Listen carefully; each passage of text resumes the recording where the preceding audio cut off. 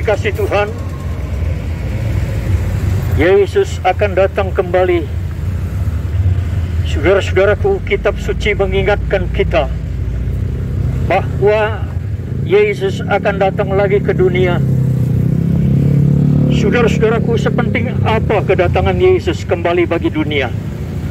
Dan bagi saya yang non-Kristen, saudara-saudaraku, kedatangan Yesus kembali sangat penting, sangat berarti, dan sangat menentukan bagi keselamatan hidup manusia di seantero dunia, seantero bumi.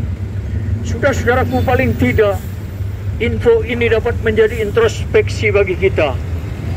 Apakah kita sudah siap apabila Ia datang? Saudara-saudara yang dikasihi Tuhan, seperti apa kesiapan dimaksud?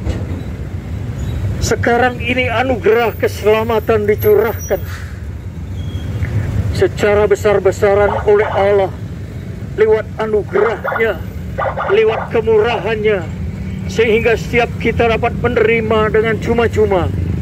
Saudara-saudaraku, tanpa syarat. Keselamatan itu cuma dengan percaya. Saudara, tetapi ketika Yesus datang nanti, pintu anugerah itu ditutup. Saudara-saudara yang dikasihi Tuhan, murka Allah turun. Inilah masa penghukuman bagi dunia yang terhilang, tersesat, dan berdosa. Saudara-saudaraku, lantas bagaimana dengan perbuatan baik kami?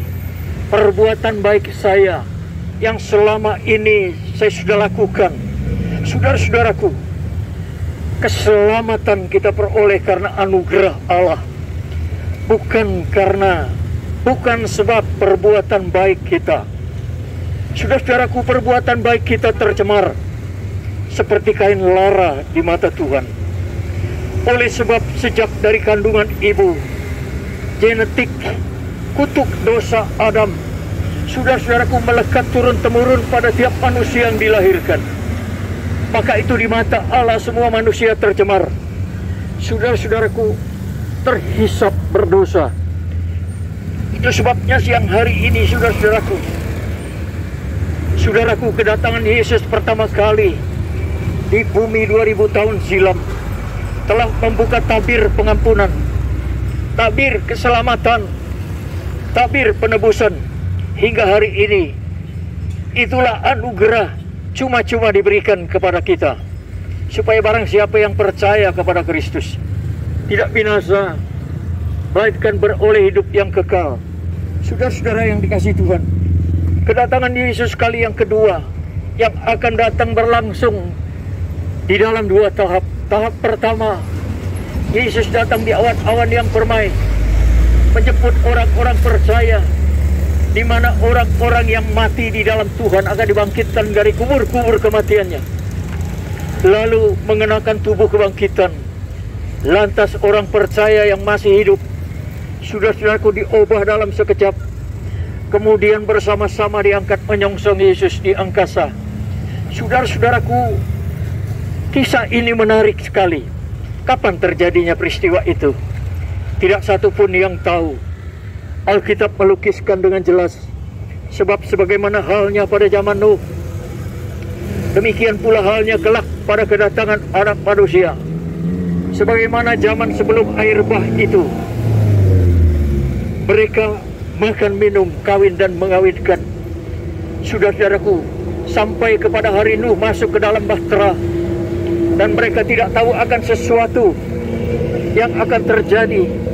Sampai kepada hari Nuh masuk ke dalam bahtera, mereka tidak tahu akan sesuatu sebelum air bah itu datang dan melenyapkan mereka semua.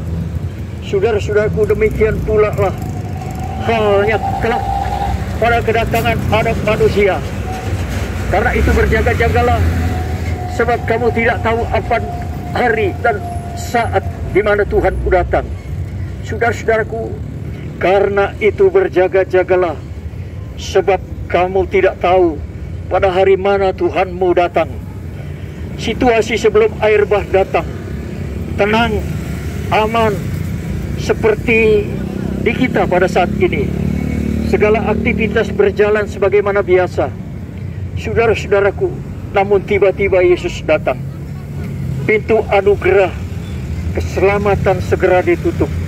Saudara-saudaraku, pesan penting firman Tuhan bagi Anda hari ini. Selagi pintu anugerah belum tertutup, percayalah kepada Yesus. Datang kepadanya. Katakan begini, Tuhan Yesus, aku orang berdosa yang hari ini mendengar berita keselamatan. Kami percaya kepadamu. Itu sebabnya ampuni dosaku. Aku menerima Engkau sebagai Tuhan dan penyelamatku.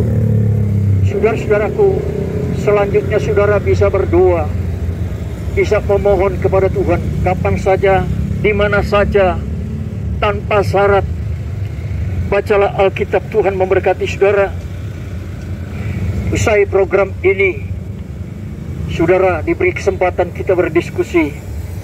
Inilah hak jawab kami, meluruskan berita-berita Injil Yesus Kristus yang dibelokkan, yang disalah mengerti oleh sebagian pihak yang tidak mengerti Alkitab, pemberitaan firman Allah dan berita keselamatan itu sendiri. Saya berdoa supaya setiap kita hari ini di tempat ini Tuhan memberkati kiranya. Haleluya.